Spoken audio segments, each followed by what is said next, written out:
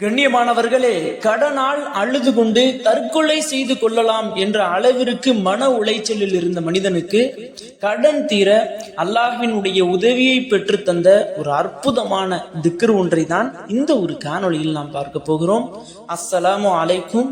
கண்ணியமானவர்களே, இந்த ஒரு திக்ர் ஒரு மனிதனினுடைய வாழ்க்கையே மாற்றிவிட்டது.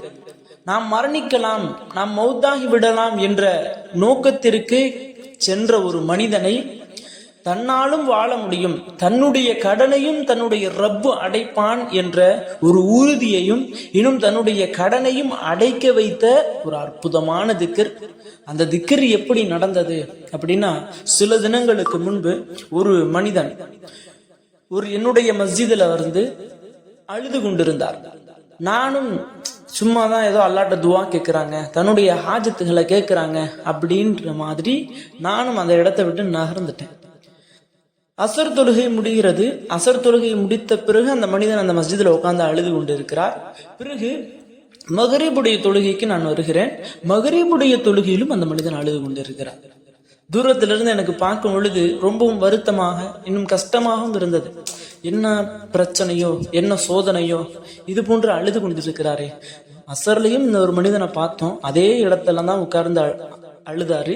இப்ப மகரீப்லையும் பார்க்கிறோம், அதே இடத்துல தான் உட்கார்ந்துருக்காரு. அவ்வளவு நேரம் அவர் அழுது இருக்கிறாரோ அப்படின்ற ஒரு கவலையோடு அந்த மனிதனிடத்துல போய் கேட்கிறேன், என்ன ஆச்சு உங்களுக்கு, ஏன் அழுகிறீங்க, ஏன் ஏதாவது வீட்டில் பிரச்சனையா, நம்மளால முடிந்த ஏதாவது உதவிகளை பண்ணலாம் அப்படிங்கிற நோக்கத்துல நான் போய் கேட்கும் பொழுது அந்த மனிதன் சொன்ன ஒரு விஷயம் என்னன்னா, உண்மை நிலவரம், எனக்கே இப்படி நடக்கும்னு தெரியாது, நான் சொன்ன சில வார்த்தை இப்படியெல்லாம் அவர் நடக்க வச்சுச்சு, அவரினுடைய வாழ்க்கையில ஒரு ஈடேற்றத்தை பெற்று கொடுத்துச்சு. அந்த ஒரு மனிதன்கிட்ட கேட்கும் பொழுது அந்த மனிதர் சொல்றார், ஹஸ்ரத் ஆசைப்பட்டு ஒரு சொந்தமாக வீடு வாங்கணும், வீடு கட்டணும் அப்படின்ற நோக்கத்துல ஹோம் லோன் போட்டேன். ஹோம் லோன் போட்டு நன்றாக வீடும் கட்டிட்டேன். கட்டி முடித்து நான் எவ்வளவு பணம் லோனில் பெற்றனோ அந்த பணத்தை நான் அடைத்து விட்டேன். அதற்கு பகரமாக ட்ரிபிள் மடங்கு, இப்போ 15 லட்சம் வாங்கியிருக்காரு ஒரு வீடு கட்ட அப்படின்னா, இவர் வாங்கியது ஒரு 7 வருடத்திற்கு முன்பு.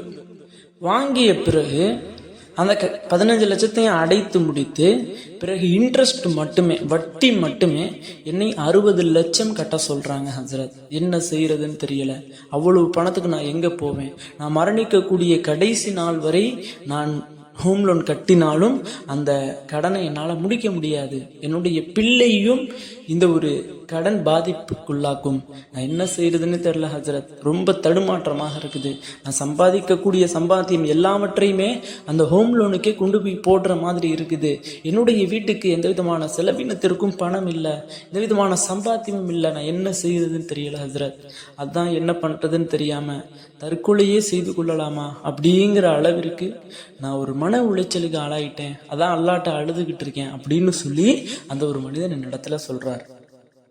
எனக்கு என்ன செய்ய முடியும், நானும் அந்த மனிதனிடத்துல ஆறுதல் சொல்றேன், கவலைப்படாதீங்க, அல்லாஹ் லேசாக்குவான் அப்படின்னு சொல்லிட்டு அந்த ஒரு மனிதனிடத்துல அந்த ஸ்பாட்ல என்னுடைய ஹசரத் கிப்லா அவங்க கற்றுக் கொடுத்த ஒரு முஃப்தி சாஃப் அவங்க கற்றுக் கொடுத்த ஒரு அமலை கற்றுக் கொடுக்குறேன். அந்த திக்ர் என்னன்னா, 2 திக்ர்கள் ஹசரத் எனக்கு கற்றுக் கொடுத்தாங்க.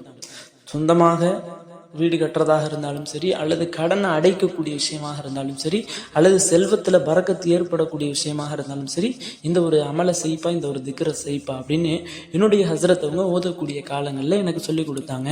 ஆனா அந்த ஒரு அமல் ரொம்பவும் ரகசியமான அமல். இந்த ஒரு அமலை நீங்க இதுவரை யாருமே கேள்விப்பட்டிருக்க மாட்டீங்க.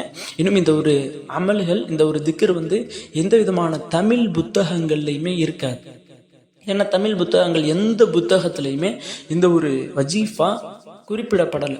ஏன்னா என்னுடைய ஹஸ்ரத் மட்டும் ரகசியமாக ஓதக்கூடிய அவங்க ஒரு முஃப்தி சாஃப். இன்னும் எந்த அளவு இருக்குன்னா, ரொம்ப ஈமான்ல ரொம்ப அதிகமாக இரையச்சம் உள்ளவங்க, ரொம்ப ஈமான்ல ரொம்ப தெரித்தவர்கள் அப்படின்னு சொல்லுவாங்கல்ல, அல்லாஹ் ரசூல் அப்படின்னு இருப்பாங்க அந்த ஹஸ்ரத் அவங்க.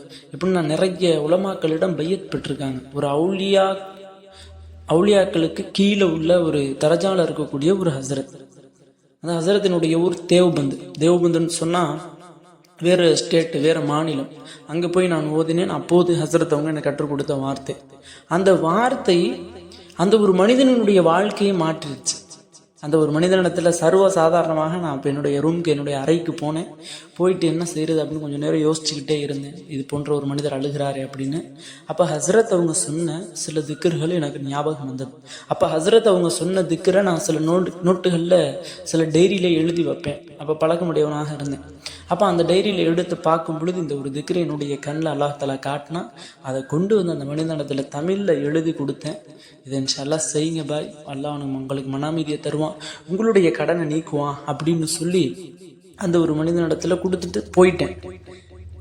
பிறகு நான் கொடுத்த ஒரு வாரம் தான் ஆகுது. ஒரு வாரம் கழித்து அந்த ஒரு மனிதன் வர்றாரு. எப்படி வர்றாருன்னா, மஸ்ஜிதுக்கு ஆனந்தத்தோடு மகிழ்ச்சியோடு தன்னுடைய பிள்ளைகளை கூட்டிக்கிட்டு என்னுடைய ரூமுக்கு வர்றாரு. எந்த முறையில் வர்றாரு அப்படின்னா, எனக்கு சில ஸ்வீட்ஸ்கள்லாம் வாங்கிட்டு வர்றாரு. ஜிலேபி இது போன்ற ஸ்வீட்ஸ்கள் வாங்கிட்டு வர்றாரு. வாங்கிட்டு வந்து சொல்றாரு, ஹசரத் அன்னைக்கு நான் கடன்னால அழுதுகிட்டு இருந்தேன். அன்னைக்கு எனக்குன்னு சொல்லி உதவி செய்வதற்கோ ஆறுதல் கூறுவதற்கோ என்னுடைய பிள்ளைகளோ என்னுடைய மனைவிகள் கூட வரல. அந்த நேரத்தில் எனக்கு ஒரு விஷயத்தை நீங்கள் சொல்லி கொடுத்தீங்க. அந்த ஒரு விஷயம் இன்றைக்கு என்னுடைய வாழ்க்கையில் நடந்துருச்சு ஹசரத். உங்களுக்கு நான் எப்படி நன்றி செலுத்த போறேன்னே தெரியல, எப்படி உங்களுக்கு நான் நன்றி சொல்லுவேனே தெரியல, உங்களுக்கு நான் ரொம்ப கடமைப்பட்டிருக்கேன் ஹசரத் அப்படின்னு சொல்றாரு. ஏன் அப்படி என்னங்க ஆச்சு அப்படின்னு நான் அவர் இடத்துல கேட்கும் பொழுது அந்த மனிதன் சொன்ன வார்த்தை, ஹசரத் சில தினங்களுக்கு முன்பு என்னுடைய மாமியார், என்னுடைய மனைவியினுடைய அம்மா சில இடம் வச்சிருந்தாங்க. இந்த இடத்தினால அவர்களும் இந்த ஒரு இடத்தை விற்கலாம்னு நினச்சிக்கிட்டே இருந்தாங்க. இந்த இடம் விற்கக்கூடிய நேரம் வந்துடுச்சு. என்னுடைய மனைவிக்கும் சில பங்குகளை கொடுத்தாங்க.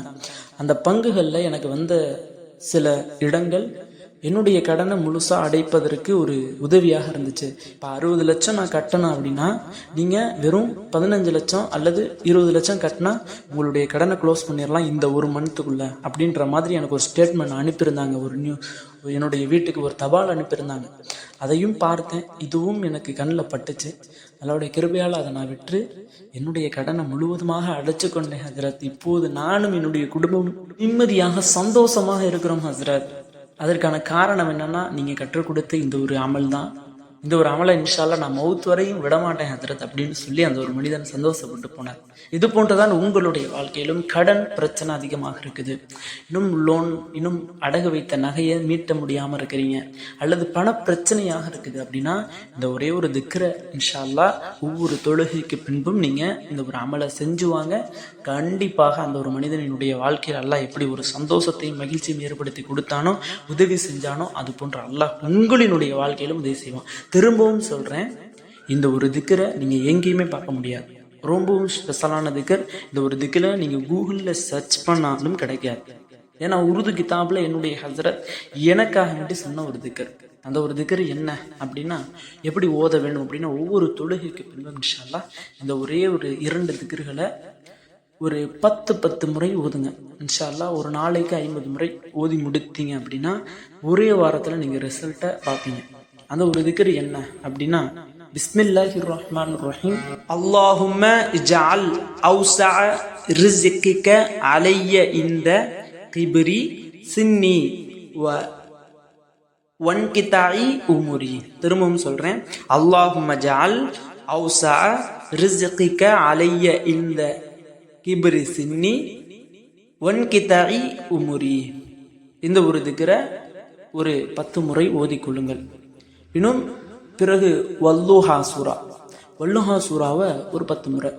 பிஸ்மில்லாஹிர் ரஹ்மானிர் ரஹீம், والضحى والليل إذا سجى ما ودعك ربك وما قضى وللآخرة خير لك من الأولى ولسوف يعطيك ربك فترضى ألم يجدك يتيما فآوى ووجدك ضالا فهدى ووجدك عائلا فأغنى فأما اليتيم فلا تقهر وأما السائل فلا تنهر وأما بنعمة ربك என்ற இந்த ஒரு சூறா.